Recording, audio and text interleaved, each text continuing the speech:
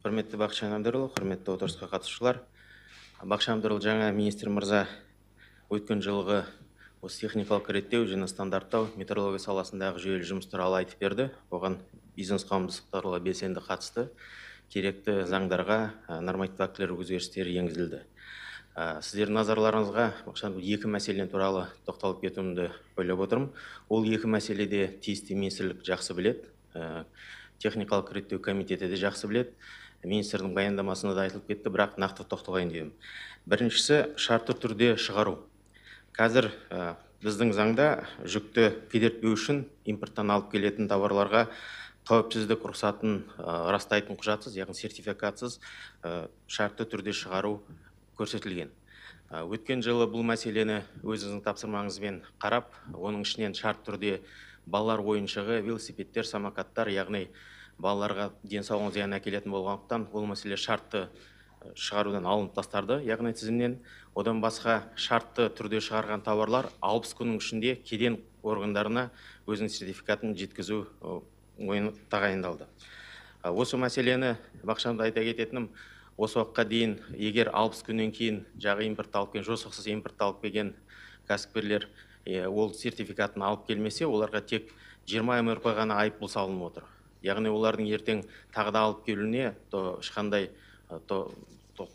ешқандай кедергі жоқ.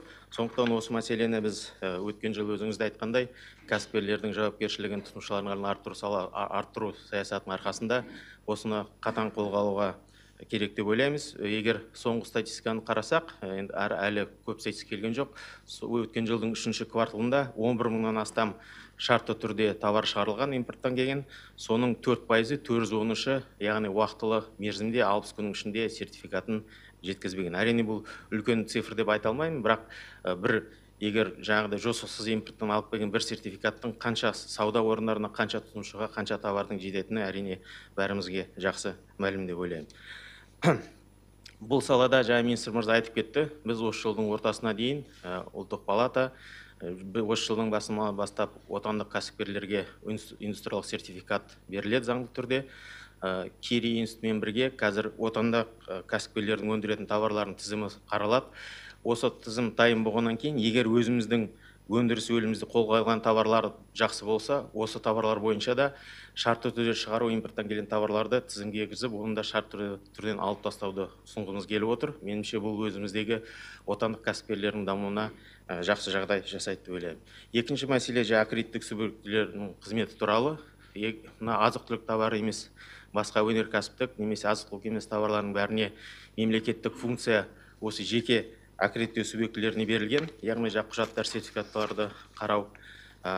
Өкінішке орай қазір кәсіпкерлер кодексінде осы субъекттеу аккредиттеу субъектілеріне, яғни мына СУР қаралмаған. Оларға тек профилактикалық түрде ғана қадағалау бар. Ал меніңше бұл субъектілердің қызметіне қарасақ, егер бұны мемлекет жағынан қатаң қаралмаса, ертең бұның бәрі отандық кәсіпкерлердің қызметіне де, тұтынушыға да кесір әкелетіні мәлім. Тағы бір сізге фактіні көрсетейін. Өткен 18-ші жылы импортталған цемент, яғни Ираннан, Германиядан, Ресейден, Қытайдан, Польшадан сертификаттар мәселесін қарасақ, 224 сертификат берілген, оның 199, яғни 89% бұл заңды бұзушылықпен берілген болып отыр. Бұл мәселе белгілі, министр мырза да жақсы қолға алған. Сондықтан бұл жаңағы субъектілердің, аккредиттеу субъектілерінің осы заңды жолмен жұмыс жасамауына келіп отыр. Сондықтан осы саладағы істейтін аккредиттелерге де мемлекеттік қадағалауды күшейтіп, яғни профилактикалық емес, нағыз СУР арқылы, талап қою арқылы, егер керек болса, оларға керекті олардың сертификат аккредиттеуін алып тастау қатаң жазасын қолдануды ұсынып отырмыз. Өткен жылы өзіңіз қолдағандай кәсіпкерлердің жауабын артыру үшін осы жылдан бастап техникалық реттеу саласына бұзушылық үшін айыппұл 3 есе көбейтілді, Бақытжан Әбдірұлы. Ал айыппұлды салудың, яғни қадағалау бұрын 2 айға еді, срок годности дейміз, ол 3 жылға дейін созылды. Меніңше бұл дұрыс шаралар деп ойлаймын. Осы шаралардың бәрі соңында тұтынушылардың құқығын және отандық кәсіпкерлердің мүддесін қорғауға алып келеді. Осы біздің ұсыныстарымызды министрлікпен бірге жұмыс осы атқаруға бүгінгі отырыстың жинақтасында қоса рұқсат беруіңізді сұраймын. Рахмет.